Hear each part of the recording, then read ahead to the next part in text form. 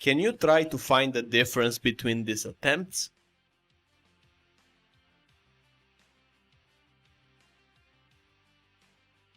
Let's look closely.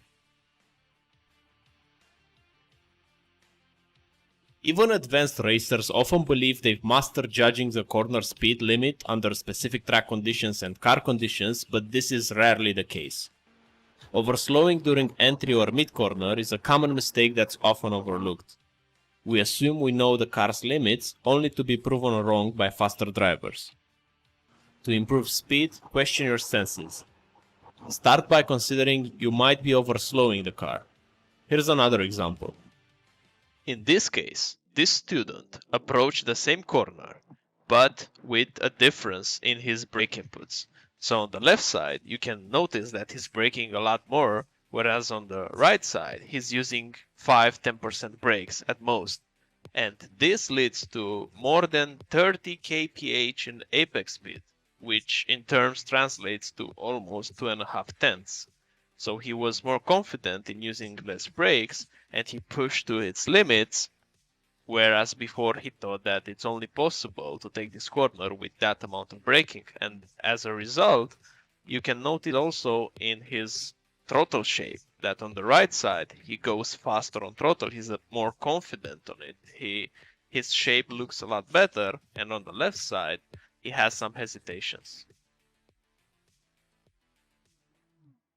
And don't be fooled into thinking that this is only a mistake for beginners. It can happen to varying degrees. Take a look, for example, at my telemetry data to illustrate this point. We have here two different brake shapes.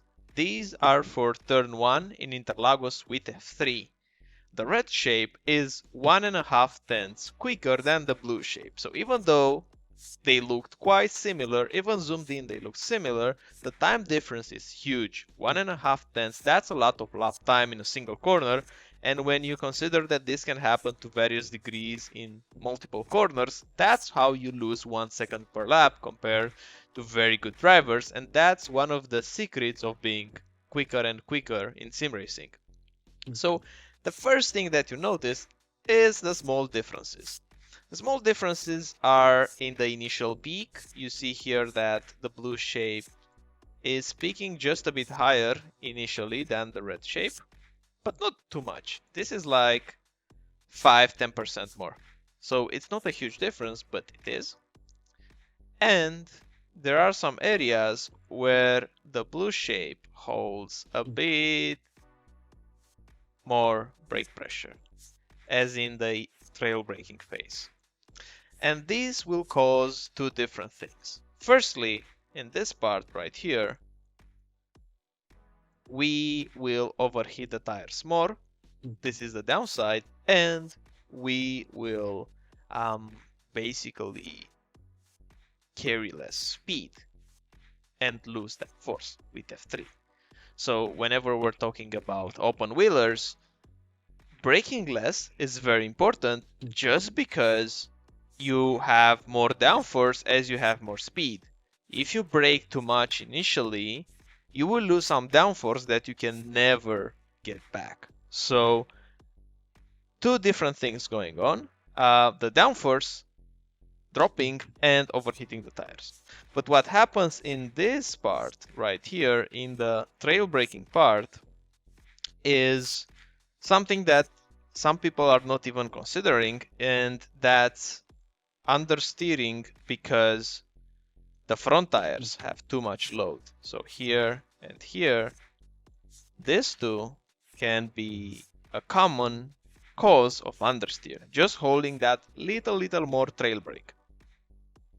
So what you want to do instead is braking less, but notice what braking less means. It's very subtle. It's not that obvious. Another thing that I want you to pay attention is the initial drop in pressure. Generally, you will have a better balance of the car if the drop of the pressure will be more gradual and it will happen smoother. Notice that the blue shape here has a big drop off in this part here, this slope. So it goes like this. and then another bigger one around here compared with the red shape. So the red shape, the transition from initial braking to trail brake is a lot smoother, and as a result the balance of the car is better. The car gets more connected with the track just because everything happens smoother. So it's important to brake less, but it's also important to be smooth with our brake release. That's our second thing that we want to take away from it. And now let's go back to the shapes again. What you want to try when braking, you will try to find the minimum pressure in the initial threshold, but also in the trail brake. So your goal when practicing braking less will be finding the minimum brake pressure in which you have a smooth trailing, so the dropping of the brakes is done very smoothly, and at the same time you will try to minimize the braking force. Now, the last discussion that we can have is the braking point. If you notice here, the red shape brakes a bit earlier. And this is something that I strongly advise everyone to do, because we often brake very hard and very late thinking that we'll gain that time on entry, which is rarely the case. So let's try to brake blink of an eye earlier, and notice what braking earlier means here, because if you notice around here, that's not a lot earlier, so it's almost blink of an eye. This here is like 1-2 meters, it's not more than that. So you will try to brake everywhere, just blink of an eye earlier than what you're braking, and softer with a smoother transition from high pressure to low pressure. That's the secret of braking less. Consider this. You can brake early with less force or late with more force and still hit the apex at the same speed. You can also brake harder initially and release it quickly, or apply less force initially and maintain it for longer.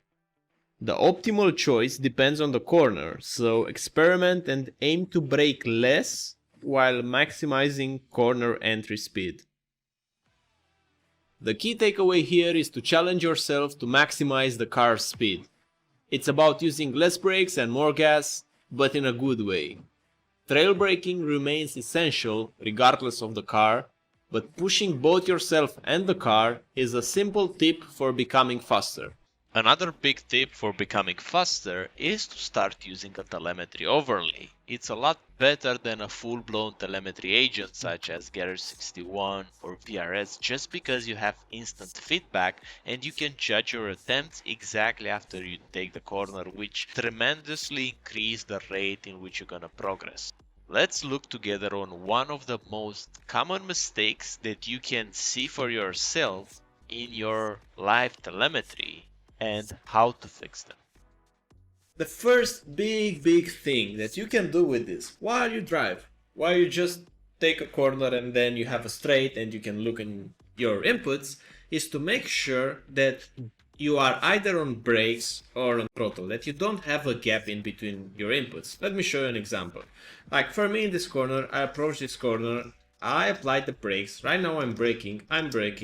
Now is this frame right here, that I'm not doing anything. In this frame, I'm not on brakes, not on throttle. I'm basically coasting for a few frames and then I'm back on throttle. What you want to achieve with this overlay when you're practicing is to avoid having these gaps. That's one of the things that this overlay is going to help you a lot, is making you aware of this when it's happening, and it will be an instant feedback, because right now I take this corner, I have a quick look, I have time to take a quick look while going to the next corner, and I notice that I have this gap here, right? So in the next lap I'm going to try to either trail brake a bit more or to be a bit earlier on throttle so that I won't have this gap. So it's very easy to use it, and you don't have to go to VRS or Garage61 to analyze your lap. You can get it instantly and you can make the change. Speaking of throttle, that's another common mistake that you can easily see in your telemetry overlay, and that is applying the throttle and then getting back out of it just for you to apply it again. Like right now, look what's happening. I went on throttle just for a slight moment, and then I coasted a bit, and then again back on throttle. This shouldn't happen. Instead of having this throttle application here, you want to, whenever you go on throttle, you want to stay on throttle. And you can easily see it, and you can easily make a change. This, for example, is a root cause of overslowing on entry. Because of the fact that I had a lower speed that I was feeling I should have, this need of adding just a little bit of throttle appeared. But if I would have come into this corner with just a bit more speed, then there's no need to add this throttle, right? And this is a sign that your approach is not good.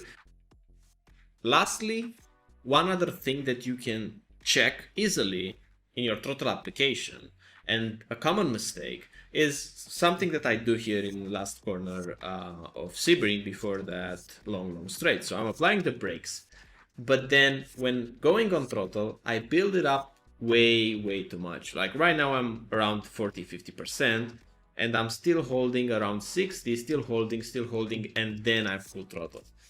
This shape shows me that I should have gone a bit more confident on throttle, and I should have arrived a bit earlier at 100%. This slope right here, that's almost a plateau, it's something that you want to avoid. Whenever you go on throttle, you want the shape to be more vertical than this. Of course, you have to do some corrections, but if those corrections take a lot of time, something is wrong usually.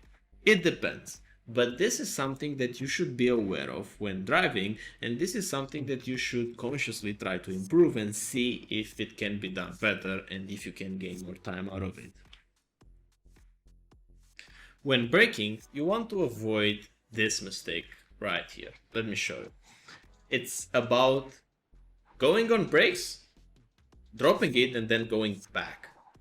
Like right now, this shape. So I'm applying the brakes, I'm dropping the brakes as soon as I turn, and I have the grip to turn, but then at this point, you see there's a dip, and then again I'm applying the brakes more. This is a sign that I released a bit too much initially, and I had the need to apply it again.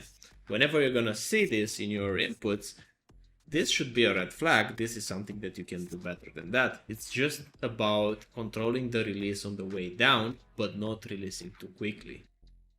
Again, another mistake about braking is the way that you release the brakes in the lower 5%, also known as the trail brake. So you want to hold the brakes just to make the car turn. The moment you're gonna drop the brakes is the moment that usually the car is gonna start understeering if you drop it too soon. So for example, in this corner, I'm applying the threshold braking, I'm now trail braking, trailing, and right now I drop it a bit too soon. Like I'm on throttle, but the car understeers a bit. In this moment, just a small bit of understeer, and this could have been avoided by just holding the brakes like 2-3 meters more around here. So whenever you see that the car is understeering and you're using a lot of steering angle, but the car is not turning as much as you want, look in your telemetry overlay. Maybe you're releasing the brakes too quickly, and that's the reason why you don't have the grip that you should have. Lastly, another simple thing that you can easily check with your telemetry overlay is the braking efficiency, the straight line braking efficiency, or the initial braking efficiency of the car. This is something that you can check by looking at the slope of your brake. Like right now, I arrived at peak pressure or threshold braking in, let's say, 3, 4, 5 frames. And you can see that this brake shape has a bit of slope to it. The more you make it more vertical, the faster you're gonna reach that peak pressure. And the faster you're gonna reach the peak pressure, is the most efficient way to brake. So basically, every moment that you spend building up the brake shape to the peak pressure is a moment in which you are not using 100% of the brakes, right? So if you try to arrive at the peak pressure a bit sooner than usual and make this slope a bit more vertical, you will see that your braking efficiency will improve. You will slow down the car in less time and in less distance, and you can push your braking points forward, meaning you will start to gain a bit on corner entry as well. As you can see, we have side by side two different pit stops. I made sure that the approach the pit stop was identical. Also, the moment where the countdown timer started was the same for the both recordings. And now let's see which one of those two will be faster and how much faster can one be compared with the other.